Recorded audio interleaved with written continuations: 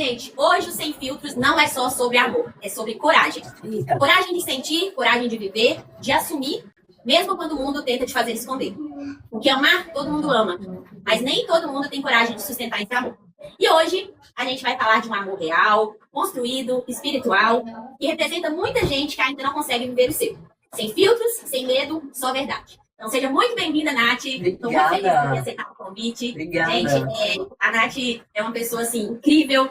Ela é esposa da Isa, mãe da Hopes. É um casal assim que eu admiro muito, que eu aprendi, né, a me espelhar também nelas, que são assim exemplos mesmo pra gente de presença de Deus.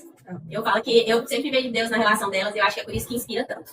E vamos começar então esse bate-papo aqui. Gente, que abertura, que honra. Quem ainda não conhece vocês, Nath, quem é a Natami fora das redes? Nossa. Conta pra gente um pouquinho. Gente, primeiro, obrigada, amiga, pelo convite. Eu me sinto honrada de verdade por estar vendo, por acompanhar tudo isso que você tem feito aqui nessa plataforma, o tanto que você vem crescendo. Eu não digo de seguidores, de números, de likes, não tem nada a ver com isso. É crescendo como ser humano mesmo, que é muito gostoso quando a gente cria uma conexão com alguém a ponto de ser tão incrível, ser tão genuíno, que você percebe, consegue notar essas pequenas mudanças de evolução mesmo, espiritual, de evolução emocional. E a Laís que eu conheci o ano passado, para a Laís de agora, é realmente uma outra Laís, e é uma honra, de verdade, vivenciar essas suas etapas. Então, obrigada, parabéns por esse quadro, que a gente já viu aqui que vai ser incrível.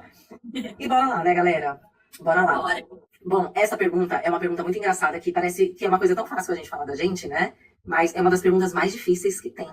Assim, é uma das perguntas, tinha que ser pergunta de Enem, isso. Eu tenho certeza que a galera ia demorar pra responder essa. Mas, bom, eu fora das redes sociais, eu sempre, desde o começo do meu relacionamento com a Isa, quando nós começamos a compartilhar o nosso relacionamento, né, nas redes, eu sempre falei, comigo só tem um acordo. Que primeiro seja vivido, depois postado, e não ao contrário. A gente vai fazer as coisas para gravar, fazer determinadas situações para gravar, ter determinadas conversas para gravar. Não, primeiro tem que ser o real.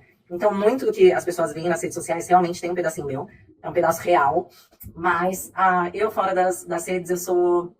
Bom, tem na rede também, mas eu sou uma esposa completamente apaixonada, completamente dedicada no quesito de quando você firma um compromisso com alguém, é diferente de você estar vivendo em um relacionamento. É você estar arcando mesmo com um compromisso de, cara, enfrentar tudo e qualquer situação com aquela pessoa.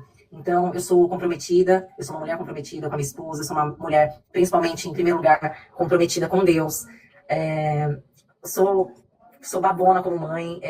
Eu postei esses dias sobre isso, que ninguém eu posso não entender, posso não saber tudo sobre maternidade ainda, mas ninguém conhece minha filha melhor do que eu. E eu realmente, de fato, eu tento ser essa mãe, que realmente conhece a pessoa que tá criando, a pessoa que tá educando, que isso faz muita diferença pra mim, né, como ser humano. E aproveitando que você já tá falando aí do seu relacionamento, conta pra gente um pouquinho, claro, de forma resumida aí, como que começou a história de vocês duas, Nath? Foi um amor assim de cara? Foi uma construção? Foi uma paquera mais demorada? Me conta aí, conta pra gente aí como que foi. Alex. Foi um amor construído. Foi um amor construído, assim. Foi tudo muito diferente do que eu já tinha vivido, e graças a Deus, porque eu realmente queria viver algo diferente, eu estava disposta a isso. E quando eu encontrei a Isa, eu senti, nós, né, sentimos isso uma da outra, que a gente já tava de saco cheio, a gente já tava cansada de errar ali nas mesmas coisas, de atrair as mesmas pessoas, de cometer os mesmos erros. Então a gente falou, cara, vamos fazer diferente? Então isso foi muito legal, isso é um baita diferencial do nosso relacionamento. A gente se conheceu, eu sempre gostei de empreender, e eu queria investir. Eu queria investir numa festa que eu tinha ido, que era a festa vulgo de Churuneides, com mais duas. Churuneides é minha esposa, tá, gente? Pra quem não conhece. Pra quem não nos conhece. Churuneides não é o nome dela, é o nome que eu a chamo. E ela tem uma festa com mais duas amigas nossas, né? Hoje a festa também é minha. Fui investir na festa, a gente investiu logo na dona. Acertei logo a flecha na dona da festa. Olha que investimento certeiro. Oba, nada. Né? E eu já tinha ido na festa delas, né? Eu tinha achado a festa incrível, uma festa só pra mulheres. De um padrão assim super legal. É uma festa que não é aquela festa que tá se escondendo em um ambiente escuro e fechado. Não, é uma festa para mostrar mesmo que a gente tem espaço, que a gente tem poder, que a gente tem voz. Então eu fui para aquela festa com a minha ex. E eu falei, cara, que festa incrível. Quero uma das donas, né? Que hoje também é minha amiga, mas na época eu já a conhecia, que é a Renata. E eu entrei em contato com ela, falei, vocês estão procurando, né, mais investidoras para festa, mais investidor para festa. E ela falou, sim, Nath, demorou, vamos marcar uma reunião. Vou chamar minhas sócias. Eu falei, fechou. E eu já sabia que a Isa era uma das donas, porque uma amiga nossa em comum já tinha falado dela. Uma amiga nossa em comum tinha ciúmes dela, e com a ex dela, e ela ainda brincava, falava, quando você terminar, porque eu terminava meu antigo relacionamento, eu terminava, tipo, umas 4 vezes por mês, mais ou menos. E aí ela falou, em um desses términos, você não vai, dá em cima da Isa, que é pra eu ver se acontece, se tem alguma coisa entre ela e a minha ex. Claro, né? Claro, não tem nada pra fazer, não tem nada pra fazer. Pra ficar brincando de teste de fidelidade aqui, do João Kleber. E aí, nós marcamos essa reunião. Eu acho que no dia dessa reunião a gente já estava terminado, para variar um pouco. E era um relacionamento bem desafiador, que ela não era assumida. Então já tinha essa questão do cara, eu quero uma mulher já bem resolvida, eu quero uma mulher adulta, eu quero uma mulher que saiba o que quer, que não tenha essas questões. Eu já tinha 28 anos, eu já morava sozinha, já era independente, já era bem resolvida, então eu queria alguém, né, queria vibrar, queria atrair alguém do mesmo jeito. E eu chegando nessa reunião, a Isa é sempre muito expansiva, e eu ainda hoje sou até mais aberta do que eu era antigamente, eu era bem mais tímida, não era nem timidez, eu era mais na minha, assim, sabe? Eu era mais discreta, essa é a palavra. A Isa costuma falar que eu sou misteriosa, mas eu era mais discreta. E aí, ela lá falando toda espalhafatosa, e ela não... Menina, tava na segunda taça de vinho, ela já não tinha mais tapas na língua, não. Ela soltava o verbo mesmo, atirava, não tava nem aí. Nossa, essa sabe o que quer. E aí... Essa é decidida. E aí eu lembro que eu saí de lá, com ela brincando comigo e tal, mas foi incrível a reunião, foi super gostosa. E foi muito legal conhecê-la melhor. Ela era atacante mesmo, menina, atacante mesmo. E ela falou, né, ela mandou uma mensagem. Até hoje essa mensagem, ela já virou até vídeo dessa mensagem, que é muito engraçada. A mensagem que ela me mandou, que foi uma pergunta, né? Ela me perguntando se eu acreditava em fidelidade. Eu falei, gente, quem que faz esse tipo de pergunta? Mas depois da taça de vinho, né, gente? Da segunda, da terceira. Quem que faz esse tipo de pergunta quando acaba de conhecer alguém? Porque assim, eu pensei, ou ela tá me testando pra ver se eu sou uma vagaba, né? Se eu sou uma safada. Ou ela quer que eu seja uma safada mesmo. De duas, uma. Das duas, uma. Aí eu falei, eita, estava brigada, mas, né, eu ainda tinha, né, as questões não, o mínimo que eu estava terminada, mas ainda era algo inacabado que eu precisava resolver. Aí eu soltei depende da circunstância. Gabi, a pergunta foi, você acredita em fidelidade? Essa foi a pergunta que Isa me fez. E eu falei, depende. Depende por quê? Por conta do que eu estava vivendo naquele momento, né? E aí, eu acho que passaram 1 ou 2 semanas, a gente saiu pra jantar. E aí, nesse jantar, a gente já viu que a gente tinha muita coisa. A gente era muito diferente, mas queríamos as mesmas coisas. Isso foi sempre muito claro entre nós. E aí, essas diferenças acabaram, a maioria das vezes, assusta, né, as pessoas, quando você encontra alguém diferente de você. Mas eu acho que isso instigou a gente, sabe? Deu aquela instigada uma na outra. E de querer entender, de querer conhecer melhor o universo uma da outra, justamente por sermos, assim, termos personalidades diferentes. E aí a gente ficou nesse dia, a gente chegou a ficar, e só que aí depois passou alguns dias, a gente continuou conversando, e eu falei, eu preciso de um tempo, porque eu não quero levar a bagagem do meu antigo relacionamento, eu não quero trazer nenhuma carga para essa nova relação. Então eu preciso de um tempinho para resolver algumas coisas. E ela falou, tudo bem, o tempo que você precisar, sem problema nenhum, tal. E aí não demorou muito, acho que foi um pouco mais, sei lá, uns 2 meses, até que demorou, né? Pra quem às vezes tá ali gostando, apaixonado, até que demorou. Eu não sei, talvez tenha sido até menos, porque a gente continuou se vendo, mas assim, eu não tava pronta, por exemplo, pra um relacionamento sério. Sim. E aí, quando eu estive pronta, depois... Ela fala que eu enrolei ela durante 6 meses, mas é que 6 meses é desde o dia que a gente se conheceu. Então, a gente ficou, a gente foi ficando e tudo mais, mas demorou alguns meses pra eu pedi-la em namoro, pra eu dizer o primeiro eu te amo. Eu quis realmente estar inteira pra essa relação. Então, a nossa relação não foi uma coisa logo de cara, até porque o logo de cara, assim que a gente se conheceu, eu tava muito machucada, eu tava muito ferida, né, emocionalmente, enfim. Então, quando eu realmente, e ela entendeu e respeitou isso, eu tirei o tempo que eu precisava pra me recompor, me recompus e fui atrás dessa mulher. Falei, bom, Gente, olha, Nath, o que ninguém vê sobre o relacionamento homoafetivo que vocês vivem no dia a dia? o que ninguém vê, O que você acha assim? Ó, ninguém vê, mas geralmente acontece nos relacionamentos homoafetivos que a gente passa no dia a dia, mas que quase ninguém vê. nossa, são muitas coisas, viu? É que algumas eu acho que são meio clichês, né? Mas em um relacionamento afetivo entre duas mulheres, a TPM é fato. A TPM, se você não tiver, isso é real, a gente fala na brincadeira, mas assim, era motivo de quase término no nosso começo de relacionamento praticamente todos os meses. Porque a gente não tinha, a gente não dava tanta importância, a gente não tinha esse discernimento de que em alguns momentos a gente estava mais sem paciência, a gente estava mais ali, a gente estava irritada com a respiração da pessoa, a gente estava, sabe, literalmente, né, ali de parecer que a gente estava de saco cheio, que não amava mais a pessoa. Então, isso é uma coisa que talvez, às vezes, as pessoas, principalmente as mulheres, não dão tanta importância e deveriam dar.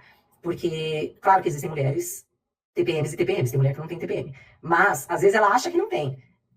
Que era o caso da Isa. Eu acho que eu não tenho. Era o caso da Isa. Ela achava que não tinha, viu? Ela falava, não tenho. Não tenho, anota. Ela falava, não tenho. Imagina, eu falei, então a gente precisa ver seus hormônios. A gente precisa ver, você precisa fazer uma reposição hormonal. E aí, com o tempo, a gente foi ajustando isso. Foi entendendo ali os dias do mês que a gente precisava de um cuidado maior para falar uma com a outra. Porque eu sou muito objetiva. E ela, nos dias de TPM que ela achava que não tinha, ela ficava completamente sensível, eu não podia falar nada. E eu falava exatamente as mesmas coisas. Eu era direta da mesma maneira. E pra ela, não. Pra ela de fato achava que eu tava sendo muito mais grosseira naquele momento. E aí, e vice-versa, eu também tinha as minhas questões, né? E aí, isso é uma coisa que a gente, em um determinado momento, a gente olhou e falou, não, vamos olhar com isso com carinho, porque é real. Coisa que acontece muito em relacionamento entre duas mulheres, não foi algo que aconteceu comigo e com a Isa, assim, diretamente. Mas tem muita coisa da disputa. A mulher, ela tem essa coisa. A mulher, ela gosta de se sentir bonita, ela gosta de se sentir bela, de se sentir, enfim. E ainda mais se a gente tá em determinados momentos emocionais ali, que a gente acorda se sentindo o cocô do cavalo do bandido. Então, às vezes, em determinadas situações, é legal a gente ter esse cuidado também no relacionamento. Às vezes, eu sempre procurava olhar pra Isa, por exemplo, a gente vai sair. E se eu não tava afim de me arrumar, mas ela tava extremamente arrumada. Isso me irritava. Mas não me irritava porque ele estava completamente arrumada, porque ela estava super arrumada, mas porque eu não queria me arrumar. Então, essas coisas são legais a gente ter na consciência para lidar com algumas situações. Então, essa é uma outra coisa também que eu acho que acontece bastante nos relacionamentos homoafetivos. Ser referência para casais homoafetivos, a gente sabe que é lindo. Uhum. E vocês sabem disso, mas às vezes isso pesa. Em que momento isso foi um problema para vocês? Tipo assim, em algum momento foi bem difícil vocês serem essa referência hoje para tanta gente?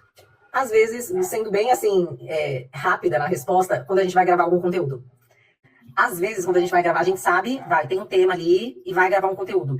E ali, naquele momento, a gente tem muito... Hoje, tá muito melhor. Mas assim, no começo, como eu falei, nós temos personalidade muito diferente. Então, nossas opiniões divergiam direto. Ela gostava de um jeito, eu gostava do outro. Alguém tinha que abrir mão, e então era bem difícil.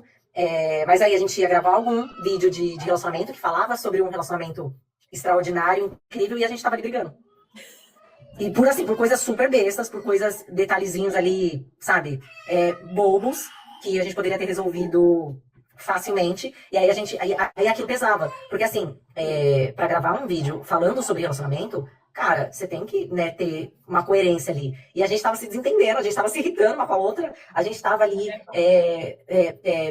debatendo coisas completamente bestas, que aí você para e pensa, não, se fosse um relacionamento incrível, a gente não tava debatendo. Se fosse realmente extraordinário, sabe, o diabinho na sua cabeça, se fosse realmente extraordinário, não tava, isso aqui é falsidade. Então, é por isso que a gente sempre falou. A gente ama viver um relacionamento extraordinário e a gente sabe que a gente tem um relacionamento extraordinário, mas ele não chega nem perto de ser perfeito. Então, E é já a próxima pergunta que eu ia fazer pra vocês. Se vocês sentem que vocês precisam ser perfeitas assim na internet. Não, hoje não mais. Mas quando a gente começou com essas desavenças pra gravar os conteúdos de relacionamento, a gente tinha isso. Eu, principalmente. Eu me cobrava muito. Falava, não tô sendo sincera. Não tô sendo sincera. Isso aqui tá errado. Eu não quero mais fazer isso. não quero mais fazer isso. E aí eu fui entender que não tinha nada a ver, porque ninguém é perfeito, ninguém nunca será, e a gente não pode esperar isso do nosso relacionamento. Isso é uma das maiores lições que a gente aprendeu. Nath, conta pra gente, vocês já sofreram algum tipo de preconceito juntas, assim, em algum lugar? Ou não passaram por isso? Olha, lá, graças a Deus, assim, eu posso falar que eu me sinto privilegiada, porque isso é um privilégio. Porque, assim, eu já vivi isso em outros relacionamentos. Com a Isa, eu nunca vivi. Eu nunca vivi uma homofobia, ali, um preconceito pessoalmente, né? Ali com uma pessoa, no mesmo ambiente, não. Internet, né? Internet a galera é corajosona, né? Mas pessoalmente não. E eu falo privilegiada porque por conta do nosso estereotipo, por sermos mulheres cis, muitas vezes a gente não aparenta, muitas vezes as pessoas não sabem, e às vezes se alguém percebe é capaz mais de ter um fetiche, né, que infelizmente a gente também entra nessa estatística, do que propriamente rolar ali um preconceito.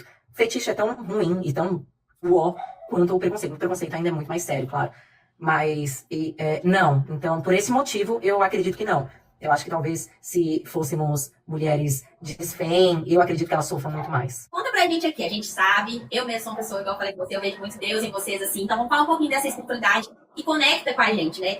E onde essa espiritualidade entra no relacionamento de vocês, né? Nossa, em tudo. Em tudo.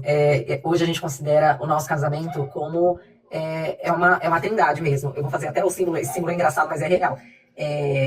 Aqui é ela e aqui sou eu. Se não existir aqui, que é Deus, que é Jesus pra gente, não fecha. Então, e quando a gente incluiu isso de maneira muito madura no nosso relacionamento, e muito natural também, foi muito gostoso, porque a gente foi se apaixonando ainda mais por Jesus depois que a gente se conheceu. Então, e é uma das maiores provas de que ela é a mulher, assim, que eu sempre sonhei, e eu acredito que se ela tivesse aqui, ela falaria isso também. Porque me conectou e me conecta ainda mais. Porque eu a considero ainda uma mulher mais de fé ainda do que eu. Eu sei que não tem, né, às vezes, como medir, mas a fé dela me encanta, a fé dela me fortalece, a fé dela me estimula mesmo, assim, sabe? Então, eu acho que a gente inclui a espiritualidade em tudo no nosso relacionamento. É tão sempre... lindo, né? Quando a gente cria essa intimidade com ele, né, Nath? Assim, bem no início, assim, eu tinha esses questionamentos também, e eu converso com algumas amigas que têm esses questionamentos, né? De, nossa, será que Deus pensa de mim? Quando você atinge essa maturidade emocional, espiritual, né? De saber, cara, minha intimidade com Deus é incrível, Deus tá comigo em todos os momentos, e assim, é muito lindo, e vocês realmente não são, né? Um casal perfeito, mas não tenha dúvida que a presença de Deus é algo que destaca na relação de vocês, e isso não tem como a gente não ver, né? Tanto na internet, isso é maravilhoso. E aqui, Nath, vocês já tiveram alguma experiência espiritual, assim, que fortaleceu mais a relação de vocês? Experiência espiritual? Eu acho que a gente estava gravando um vídeo hoje que a gente falou um pouco sobre isso. E quando eu soltar esse vídeo, vocês vão ligar, quem estiver aqui assistindo, né? Eu acho que quando eu tive as crises de pânico, eu entrei num estado, né, numa crise fóbica, um tanto depressiva também. E a Isa sempre me disse que ela não estaria preparada para lidar com alguém que tivesse alguma questão emocional por conta dos pais dela. Então ela falava, ela era assim completamente contra tomar medicação, ela não conseguia se imaginar estando com alguém depressivo, um exemplo. Nesse momento, quando eu entrei nesse fundo do poço, que eu falo que foi meu fundo do poço, ali eu virei para ela e falei assim, olha, eu sei que você não esperava por isso, muito menos estava preparada para isso, e eu super entenderia se você não conseguir ficar. Eu super vou entender. E nisso a gente já tinha ido até, inclusive, a gente já tinha feito a nossa primeira consulta do tratamento da FIV. E ali ela falou assim, não, eu não consigo imaginar.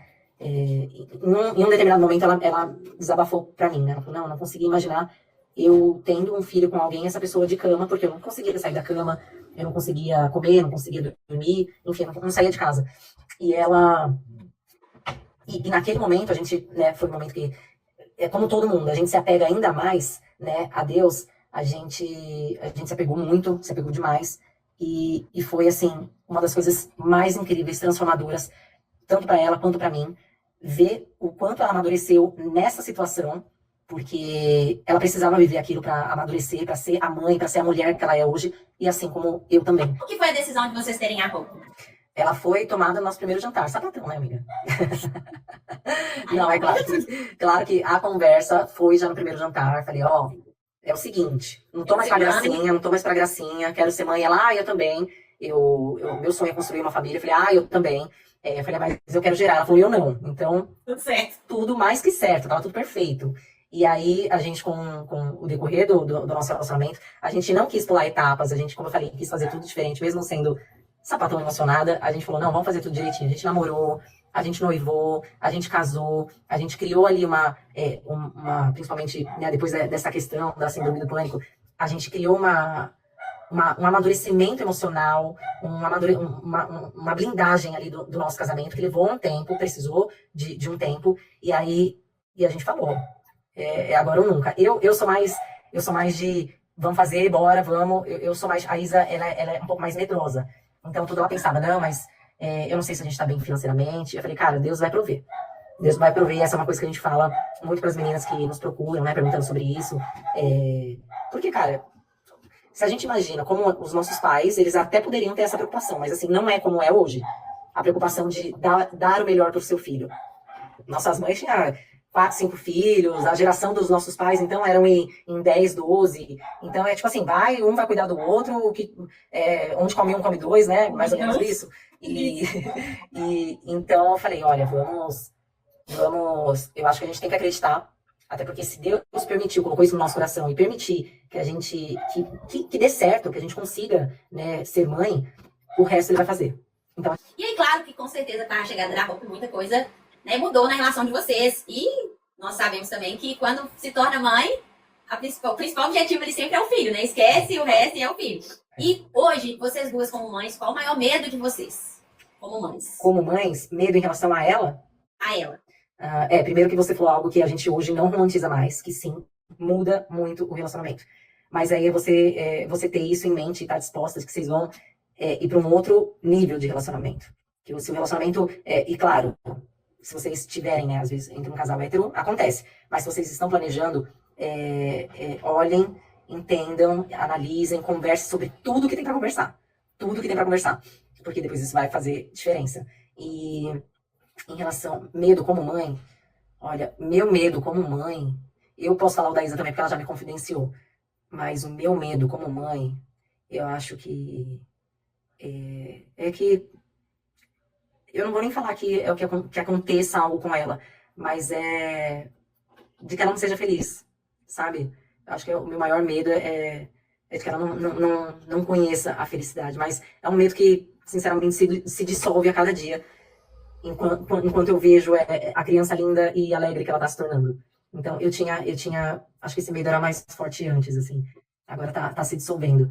Nath, a gente sabe aí que, infelizmente, a gente ainda passa por muitos preconceitos. Existe uma dificuldade muito grande sobre a questão da família, dos pais, de aceitação, né? Então, assim, na relação de vocês viveram isso ou com a sua família, ou com a Isa, para aquela dificuldade de aceitação. Eu acho que é um momento muito importante nesse nosso bate-papo, porque eu acho que talvez seja a maior angústia, né? Sim. Das pessoas que estão vivendo isso. Eu falo porque realmente é um medo que angustia a gente, que a gente parece que tá fazendo algo de errado, que aquilo sufoca. Então, conta pra gente um pouquinho aí de vocês, como que foi isso?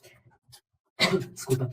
O meu processo, ele começou bem cedo, assim, eu tinha 14 anos. Então, eu fui enfrentando muitas coisas até chegar a Isa, né?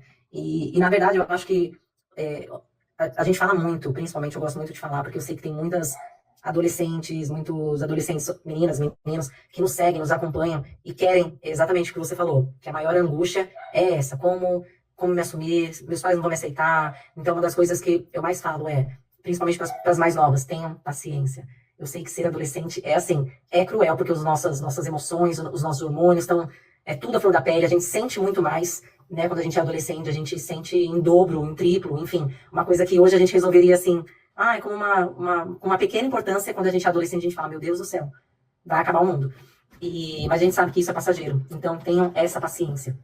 E o mais importante, procurem viver a vida de vocês sabendo que a orientação sexual de vocês é apenas um detalhe. E tem que ser apenas um detalhe. Porque a gente não vê, estava falando até ontem na minha live sobre isso, a gente não vê os héteros tendo que se assumir em todo lugar que eles vão. Eles terem que avisar, olha, eu namoro com uma mulher, tá? Olha, eu namoro com um homem, tá? Por quê? Porque pro hétero isso é um detalhe. E pra nós também tem que ser. Porque, em primeiro lugar, a gente tem que ser uma pessoa do bem, independente da sua religião, da sua fé, do que você acredita. Tem que ser uma pessoa boa, uma pessoa que pratique o bem, uma pessoa que realmente tenha respeito ao próximo, uma pessoa que ajude, né, do jeito que pode ali outras pessoas, até porque a vida, eu acredito muito que seja sobre o coletivo, não sobre a gente individualmente falando. Então, procure se tornar um ser humano incrível, sendo mulher ou homem, um profissional de excelência, independente do que você escolha fazer. Porque, às vezes, na adolescência, a gente fica tão machucado em querer que as pessoas nos aceitem, em querer que a sociedade nos aceite, que os nossos pais nos aceitem, e a gente acaba indo por caminhos errados, caminho das drogas, crime, prostituição, enfim. Então, isso é algo que eu gosto de falar, porque ali, às vezes, muito machucado, porque foi exatamente o que aconteceu comigo. Me machuquei demais e achei que outros caminhos iriam suprir o que eu não estava conseguindo, a aceitação que eu não estava tendo dos meus pais. Então, tenham isso em mente, que exige tempo, precisa de tempo, cada um tem o seu processo. Talvez nunca os seus pais aceitem, talvez, mas de uma coisa é certa, o amor pode sim mudar tudo, o amor pode tudo, o amor pode tudo. E eu falo que o fato de você ser você, você não tá desonrando seu pai e sua mãe, né? Então, assim, continue honrando seus pais, mas você precisa viver a sua verdade, a sua vida, porque o seu pai viveu a vida dele, sua mãe viveu a vida dela, e você tem a sua vida, e a vida é tão passageira, né? A gente não sabe o dia de amanhã, e às vezes a gente vive infeliz pra fazer o outro feliz. Então, você vive boa parte da sua vida ali, angustiado, depressivo, ansioso, com medo de fazer, né, o outro feliz. Então, começar a olhar pra gente com mais amor, com mais cuidado, né? Independente do que vai ser, isso não faz você ser menos ou mais, né? Um filho pior ou melhor. Seja você, é o que a Nath falou, a gente tem que impor esse respeito, né, Nath? A gente se destacar independente do... Já existe aquela cobrança maior. Eu falo que eu sempre quis... Eu tinha que ser boa, porque, né, já no subconsciente, alguma coisa ali eu já ia ser. Então eu tinha que ser boa em tudo. A gente já tem essa autocobrança. Exatamente. E é importante a gente entender e enxergar dessa forma. E agora eu vou fazer umas perguntas rapidinho, Nath. Sobre você e sobre a Isa. Agora, bem rápido mesmo. Quem que é mais ciumenta do casal? Agora, Isa. Isa. Quem pede desculpa primeiro? Eu. Quem é mais difícil numa amiga? A Isa. Quem é mais espiritual? Espiritual? Espiritualizada? Sim. A Isa. Quem manda nessa relação? Eita. Olha, eu prefiro falar que é a Isa. Eu prefiro falar que é a Isa. A última palavra sempre é dela, né, Nath? Exato. Mas que delícia esse bate-papo. Foi incrível. Me conta aqui, pra gente finalizar, se vocês pudessem definir o amor de vocês com uma frase só, Nath, qual seria? O nosso amor com uma frase? Sim. Ai, caraca. Olha, eu vou falar aqui, como você tá perguntando pra mim, provavelmente pra Isa seria outro, mas pra mim é algo que é o meu lema, que é um lema que eu criei depois que eu a conheci, que é a tendência a melhorar. O nosso amor, ele só melhora. A nossa relação, ela só melhora. Embora existam muitas mudanças que às vezes nos assusta, como a chegada da neném, mas só melhora. Só se fortalece, só cresce, só amadurece. Então, pra mim, a nossa frase, a frase do nosso amor é a tendência a melhorar. Que lindo. E pra gente encerrar esse bate-papo, Nath, para as pessoas que estão assistindo aqui na For You, qual a mensagem mais verdadeira que você pode deixar aqui hoje? Ai, caramba, gente. Qual a mensagem mais verdadeira? É uma coisa que eu já falei algumas vezes, mas eu gosto também de falar sobre, porque não é algo que você entende de cara, porque parece clichê. Mas quando você absorve isso de uma maneira intrínseca mesmo, você passa a ver a vida de outra forma. Que é, tudo é sobre o amor ou a falta dele. Absolutamente tudo. Tudo que acontece no mundo, nesse exato momento, tudo que está acontecendo. Essa nossa conversa é porque existe amor.